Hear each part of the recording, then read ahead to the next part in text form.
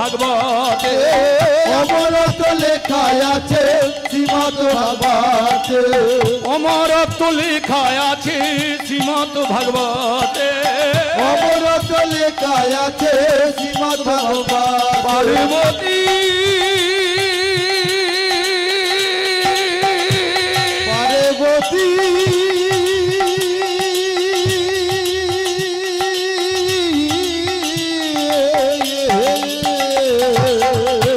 অমরত্ব লেখা আছে শ্রীমদ ভাগবতে অমরত্ব লেখা আছে শ্রীমদ ভাগবতে শুদ্ধ চিত্তে শুদ্ধ মনে কেউ যদি শোনে শুদ্ধ চিত্তে শুদ্ধ মনে কেউ যদি শোনে অমরত্ব পেয়ে যাবে এই জীবনে অমরত্ব পেয়ে যাবে এই জীবনে। মায়েরা শুনে রাখুন, আজকে যদি আমার মৃত্যু হয় আমার দুঃখ নেই। আমি যদি আবার জন্মগ্রহণ করি আপনাদের কোলে এই ভারতবর্ষের হিন্দুস্থানে আমি জন্মগ্রহণ করব। কেন জানেন? এই হিন্দুস্থান সবচেয়ে মারাত্মক একটা পুস্তক দিয়েছেন, হ্যাঁ, শ্রীমদ ভাগবত। বুঝতে পারছেন? গীতা আমাদের কি দিয়েছে মা? গীতা ত্যাগের মন্ত্র দিয়েছে। গীতা পড়লে মানুষ দেবতা হয়ে যায়। এই যে মাঝে মাঝে রেগে যান না, এই যে হরিনাম শুনতে শুনতে ঘুমাচ্ছেন, কিছু মনে করবেন না, গীতা পড়লে এগুলো হবে না। কেন হবে না? গীতা যে ত্যাগের মন্ত্র শিখিয়ে দিয়েছে। ত্যাগের মন্ত্র কি? ওগো যা পেয়েছি সেইটুকুতে খুশি আমার মন। তাই পুজোর সময় একটু শাড়ি কম দামের হলে কি রেগে যান না? আর রাগ হবে না। গীতা তো ত্যাগ শিখিয়ে দেবে। ত্যাগের মন্ত্রে দীক্ষিত যারা মানুষ তারা নয়, মানুষ হয়ে দিয়ে যায় তারা দেবতার পরিচয়। তাই গীতা ত্যাগের মন্ত্র শিখিয়ে দেয়। তাই গীতা আমাদের কাছে ভক্তমণ্ডলী ভগবানের মুখস্থিত বাণী। গীতা মানে ভগবান সরাসরি ওখানে দাঁড়িয়ে আছেন আমাদেরকে রক্ষা করার জন্য। কিন্তু শ্রীমদ ভাগবত কি দিয়েছে? শ্রীমদ ভাগবত দিয়েছে আমাদের অমরত্ব। অমরত্ব কি রকম? আপনারা বাঁচতে চান? হ্যাঁ। আপনারা অমরত্ব পেতে চান? হ্যাঁ। কি করলে অমরত্ব পাবো? শুনে রাখুন, অমরত্ব এইভাবে আমরা পাবো। ত্যাগের মন্ত্র আসতে ভক্তমণ্ডলী অমরত্ব পেয়ে যাব যাদের মধ্যে ত্যাগ আছে, যাদের মধ্যে প্রেম আছে, যাদের মধ্যে ভক্তি আছে, যাদের মধ্যে ক্ষমা আছে, দয়া আছে, তারা অমরত্ব পাবে। বোঝা গেল? তাই শাশুড়ির সঙ্গে ঝগড়া বন্ধ, স্বামীর সঙ্গে ঝগড়া বন্ধ। এই পথ দিয়ে জল যাচ্ছে, যেতে দেব না, পাঁচিল বেঁধে পাড়ার লোককে ভোগাচ্ছি, ও জমের বাড়ি যাওয়ার রাস্তা তৈরি হয়ে গেল। কোনোদিন অপরের দুঃখের কারণ হবেন না, নিশ্চয়ই বাজি ফাটাবেন। বাজি ফাটাতে গিয়ে অপরকে দুঃখ ডেকে নিয়ে আসবেন, সেই রকম হবে না। কে কি বললো দেখার দরকার নেই। কোনোদিন কোনো অবস্থায় কারোর কথা শুনে কারোর বাড়িতে আগুন লাগিয়ে দেবেন না। কেন? আপনি যদি কারোর বাড়িতে আগুন লাগিয়ে দেন, তাকে যদি পথে বসান, তার যদি একটা বাড়ি যায়, আপনার 7টা জন্মে কোনোদিন আপনি কোনো ভক্তমণ্ডলী মায়েরা ঠিকানা পাবেন না, কোনো বাড়িতে থাকতে পারবেন না, গাছের তলায় রাত কাটাতে হবে। এইটাই নিয়ম। কর্মফল সবসময় ফিরে ফিরে আসে। আজকে যদি আমি 1 টাকা ঠকাই, ভক্তমণ্ডলী কালকের আমাকে 100 টাকায় ঠকতে হবে। তাই রাজা সব সময় জেনে রাখবেন, আজকে তালপুকুর কালকের ঘটি ডুববে না। রাজা কিন্তু ফকির হয়ে যাবে। কিন্তু ত্যাগের মন্ত্রে দীক্ষা পেয়ে গেলে আপনি সবসময় রাজা হয়ে থাকবেন। তাই ভারতবর্ষে একটা শাস্ত্র আছে যার নাম কি? শ্রীমদ ভাগবত। হ্যাঁ ভক্তমণ্ডলী মায়েরা, সেই শাস্ত্র যদি অধ্যয়ন করতে পারেন শুদ্ধ চিত্তে শুদ্ধ মনে, হ্যাঁ, পদ্মাসনে বসে আপনি অমরত্ব পেয়ে যাবেন। কে বললে? ভক্তমণ্ডলী মায়েরা, বাবা মহাদেব বলছেন। আচ্ছা, অমরত্ব আমি পাবো, কোথায় যাব? এই বলে টানতে টানতে তাকে নিয়ে এলেন অমরনাথ বলে একটা জায়গা। মায়েরা ভালো করে শুনে রাখবেন, অমরনাথ যেখানে আপনারা বেড়াতে যান, হ্যাঁ, সেই অমরনাথের জায়গায় নিয়ে এলেন। একটা প্রাচীন বৃক্ষ, সেই বৃক্ষের তলায় বসলেন, পবন বায়ু মুক্ত করলেন, প্রাণ মুক্ত করলেন। আর সেখানে বাবা মহাদেব বসে আছেন আর দেবী দুর্গাকে বলছেন, পদ্মাসনে বসে তুমি শুনে যাবে এবার আপনারা বলুন, গীতা বাড়িতে আছে? হ্যাঁ। কটা অধ্যায়? 18টা অধ্যায়। আচ্ছা, শ্রীমদ্ ভাগবতের কটা? 18টা স্কন্ধ। তাই 18ময় জগৎ। তুমি 18টা নয় 10টা শুনতে পারবে না? বললে হ্যাঁ। তাহলে জেগে জেগে শুনবে, যদি ঘুম আসে হু হু করে সাড়া দেবে, আর আমি বলে যাব। তাই ভক্তমণ্ডলী মায়েরা, বাবা মহাদেব বলছেন কি শ্রীমদ্ ভাগবত তিনি বলছে নয়, তিনি চোখটা বন্ধ করে ভগবানের নাম করছেন, ভগবান তার জিহ্বার মধ্যে বসেছেন। আপনারা নিশ্চয়ই টেলিভিশনে দেখেছেন উত্তম কুমারের সিনেমা। উত্তম কুমার গান গাইছে না? ও গান করে না, হেমন্ত মুখার্জি রেকর্ড করে দিয়েছে, ও মুখ নেড়ে যাচ্ছে। তাই ভোলানাথ মহেশ্বর কার্তিকের বাবা মুখ নাড়বে, ভগবান তার মুখের ওপর বসে বলে দেবেন কি? ভক্তমণ্ডলী মায়েরা এবার বলে যাচ্ছেন সেই নামটা। মানবে জীবনে ধন্য হবে ওই হরি নামে, মানবে জীবন ধন্য হবে হরি হরি হরি, মানব জীবন ধন্য হবে হরি হরি নামে। ধন্য ধন্য মানব জীবন মুক্তি পাবে, ধন্য ধন্য মানব জীবন মুক্তি পাবে, ধন্য ধন্য মানব জীবন মুক্তি পাবে, ধন্য ধন্য মানব জীবন মুক্তি পাবে। বিধাতা দিয়েছেন প্রাণ বিধির হাতে নিধন, বিধাতা দিয়েছে প্রাণ বিধির হাতে নিধন। আরে বহু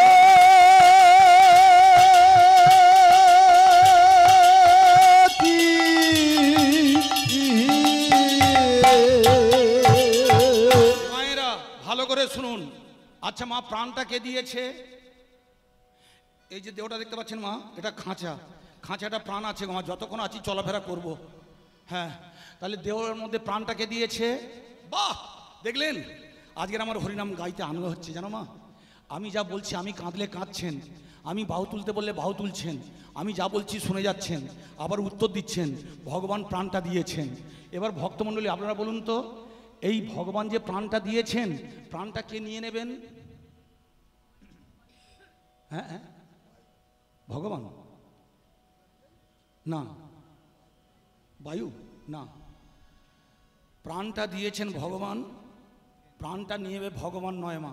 কে নেবে শুনে রাখুন। আচ্ছা মা, হাঁস ডিম পাড়ে কে খায়? দারোগা। বাবা উপার্জন করে, কে ওড়ায়? ছেলে ওড়ায়। দেখলেন, বলে দিল যমরাজ। ঠিক বলে দিয়েছেন, বুঝতে পারছেন? তাই প্রাণটা দিয়েছেন ভগবান। জম নিয়ে নেবেন, কিন্তু জম নিতে পারবে না। ধন্য ধন্য মানব জীবন মুক্তি পাবে, ধন্য ধন্য মানব জীবন মুক্তি পাবে, হরি নামে মানব জীবন মুক্তি পাবে, হরি নামে মানব জীবন মুক্তি পাবে।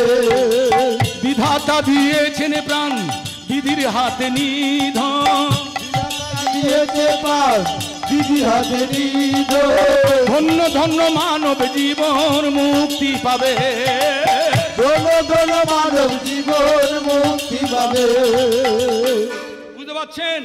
তাই হরিনাম বলতে পারলে, কৃষ্ণ নাম বলতে পারলে জমের বাবারও ক্ষমতা নেই যে আপনাকে নিয়ে যাবে। বুঝতে পারছেন মায়েরা? হ্যাঁ, মুক্তি পাবো হরিনাম কৃষ্ণ নাম বলে। কে বললেন? শ্রীমদ্ ভাগবত। এবার শুনুন মা, দেবী দুর্গা তো অমরত্ব পেয়ে যাচ্ছেন, হু হু করছেন, জেগে আছেন। এখন কথা হলো, এত বড় একটা কাণ্ড ঘটে যাবে, আপনারা জানতে পারবেন না, মর্তধাম জানতে পারবে না, তা হতে পারে না। সেই সময় আপনাদের, হ্যাঁ আপনাদের ওই যে, হ্যাঁ আপনাদের রাধারানী উনি ঠিক করলেন সবাই যাতে জানতে পারে বলে, তার একটা পাখি সখী ছিল, তার নাম সুখ পাখি, তার ডিমটা নিয়ে এসে ওখানে ফেলে দিলেন। ভক্তমণ্ডলী, সেই ডিমটা নিক্ষেপ পড়ার সঙ্গে সঙ্গে ফেটে গেল। ফাটা ডিমে কোনোদিন ভক্তমণ্ডলী জন্ম হতে পারে না। তাই বাবা মহাদেব ওদিকে তাকালেন না, তিনি এক মনে বলে যাচ্ছেন, ভক্তমণ্ডলী মায়েরা, মা নিষাদাং প্রতিষ্ঠান তামগম শাশ্বতী সমা যত কঞ্চ মিথুরং বেকম কাম মোহিতাম। ওই ডিম ফুটে বাচ্চা হলো, দেবী দুর্গা ঘুমিয়ে পড়েছেন, আর ওই বাচ্চাটা অমরত্ব পাওয়ার জন্য সে গাছের ডালে বসে হুম হুম করে শোন ভাগবতের কথা, ভাগবতের কথা, হুম হুম করে শোনে ভাগবতের কথা, ভাগবতের কথা, হুম হুম করে শোনে ভাগবতের কথা, ভাগবতের কথা, হুম হুম করে শোনে ভাগবতের কথা, ভাগবতের কথা। আনন্দে মহাসুখে দেয় না কোনো বাধা, দেয় না কোনো বাধা, আনন্দে মহাসুখে দেয় না কোনো বাধা, দেয় না কোনো বাধা। রাধা রানীর ইচ্ছা হলে এমনিই সব মেলে, রাধা রানীর ইচ্ছা এমনিই সব, বলো বলো রাধে। হুম হুম করে শোনে ভাগবতের কথা, ভাগবতের কথা, হুম হুম করে শোনে ভাগবতের কথা, ভাগবতের কথা।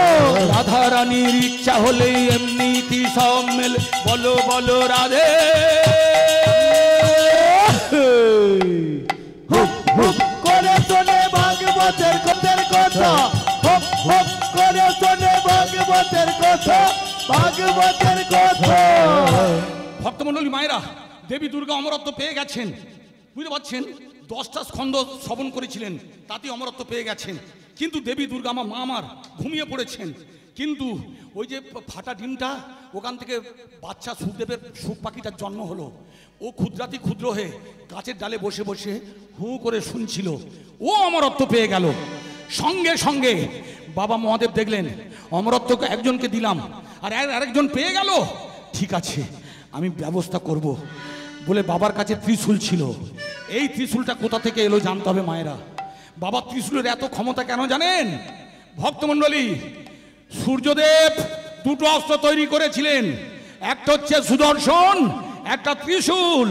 সুদর্শন চক্র কার হাতে থাকে? ভগবানের হাতে। বাহ! এবার শুনুন, ওই সুদর্শনের কি ক্ষমতা? মাগো, ভক্তের ওপর কেউ আঘাত করলে ভগবানের হাত থেকে এমনিতেই বেরিয়ে আসবে ভক্তকে রক্ষা করার জন্য। আর ত্রিশূলটা কি করবে? যার নাম বলে নিক্ষেপ করবো তার অবধারিত মৃত্যু। কে কে তুমি গাছের ডালে বসে হু করছো? কে তুমি বসে আছো?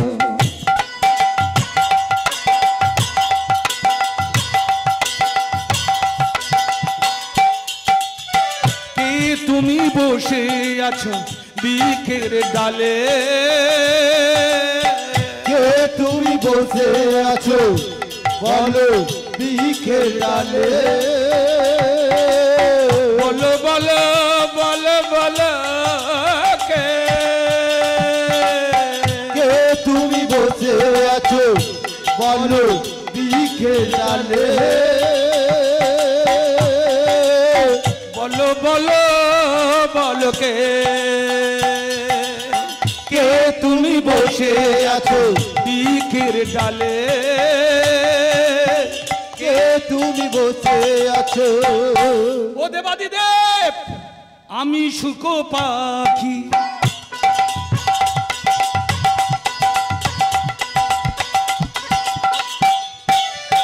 আমি শুকো পাখি ছিলাম ভূমিতে পড়ে। আমি সুখ পাখি ছিলাম ঘুমেতে পড়ে।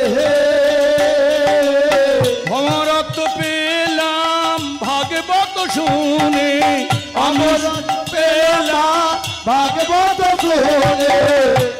কি তুমি অমরত্ব পেয়ে গেলে? ঠিক আছে, ত্রিশূলটা ছুঁড়ে মারলেন। মার মার ওকে মার, মারো কে? ভগবান! হে ভগবান,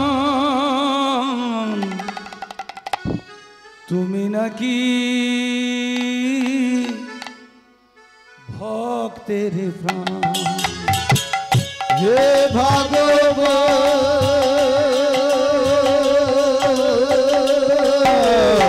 তুমি নাকি করুণার পার? হে ভগবান,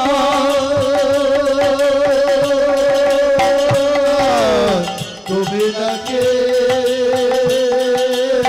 করুণার তোমারে ডাকে কৃপা করো তাকে, যে তোমারে ডাকে কৃপা করো তাকে। কোন পথে বসে আছো আমার দয়াময়, কোন পথে বসে আছো আমার দয়াময়। হে ভগবান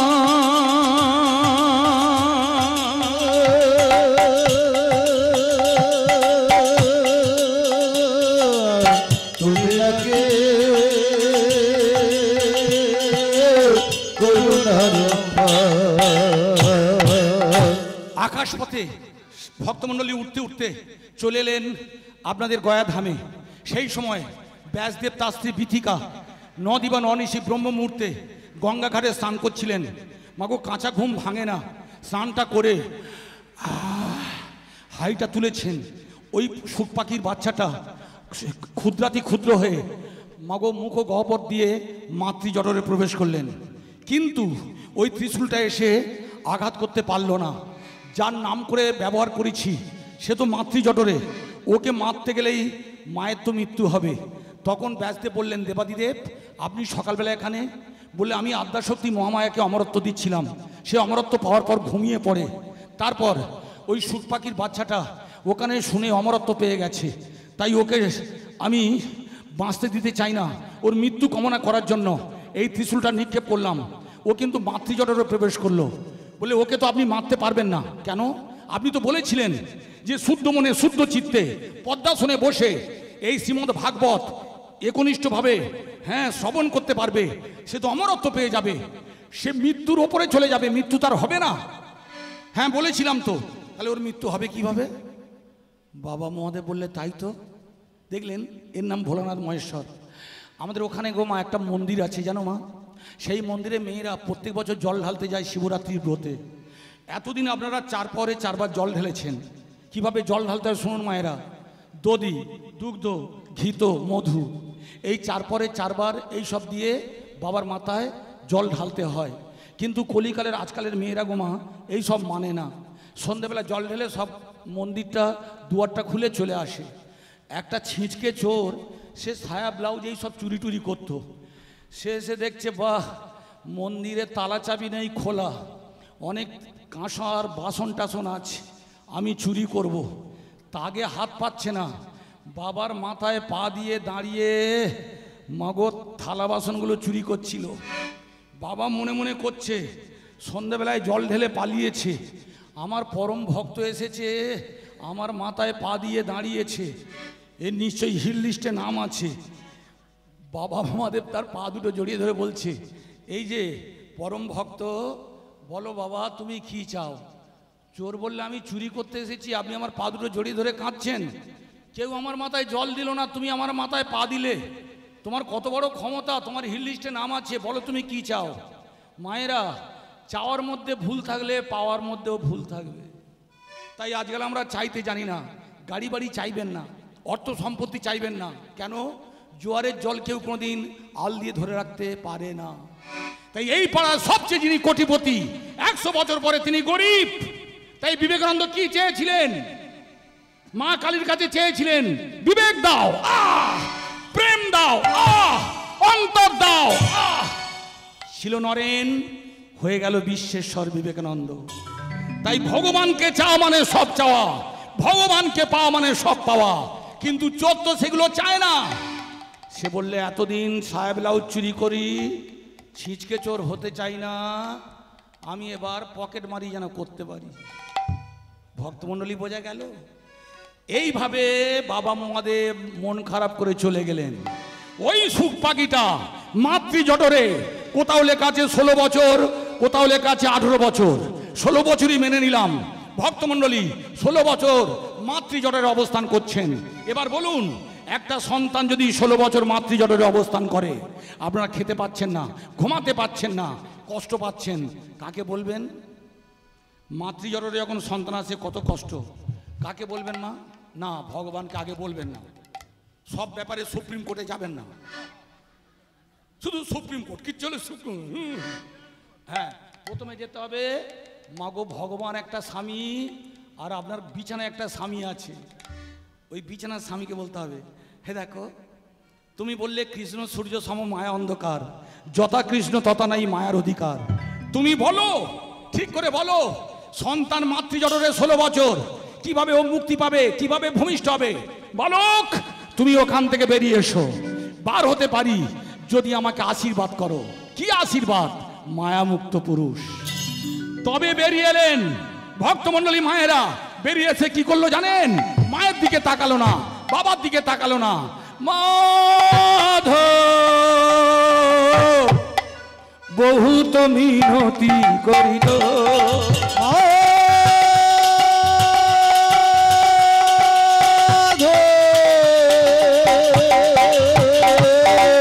বহুত মিনতি করিত, বহুত মিনতি করিত,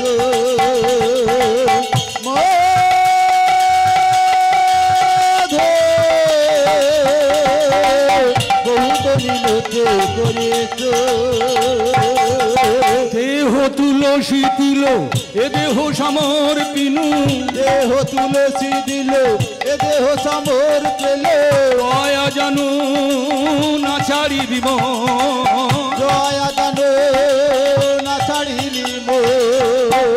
এই সেই সুখদেব গোস্বামী যে আমাদের সম্মুখে শ্রীমদ্ ভাগবত প্রচার করেছিলেন।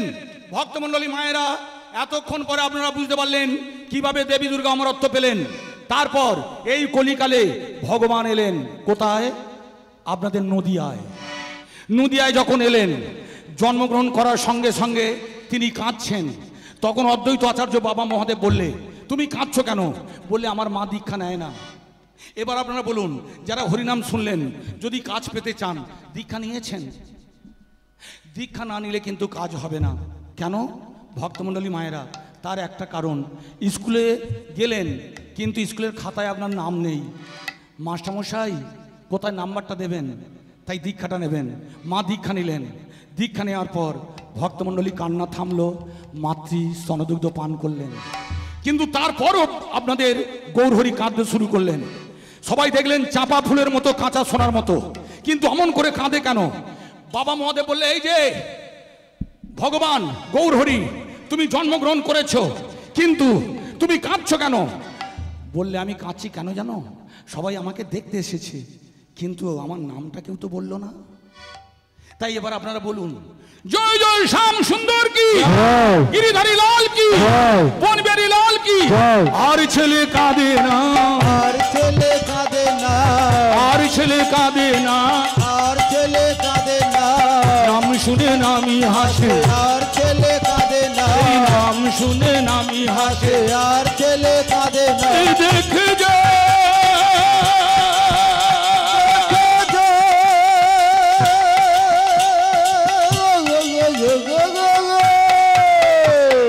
ভক্তমণ্ডলী মায়েরা, সেদিন ভারতবর্ষে যারা ছিলেন, কোল, ভিল, সাঁওতাল, হ্যাঁ, হিন্দু, মুসলমান, জৈন যারা এসেছিলেন, তারা কিন্তু ভগবানের নাম বলেছিলেন।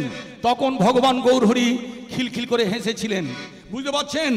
জন্মে এইভাবে সবাইকে উদ্ধার করে দিয়েছিলেন। তাই এবার আপনারা শুনুন, পালার লীলার কোন জায়গায় এসে গেছে আপনারা বুঝতে পারছেন। আবার কবে আসবো আমার জানা নেই, তবু একটা কথা বলে যাই, মা যাবার সময় জয়ধ্বনি দেবেন, উলুধ্বনি দেবেন, পুষ্পবৃষ্টি করবেন, আমি ভক্ত ভগবানের মিলন দিয়ে যাব। এইখানে রহিল আমার লীলার মাধুরী, এইখানে রহিল আমার লীলার মাধুরী, আজকের প্রেমানন্দে সবাই মিলে বলবে হরি হরি, হরি বল, হরি বল।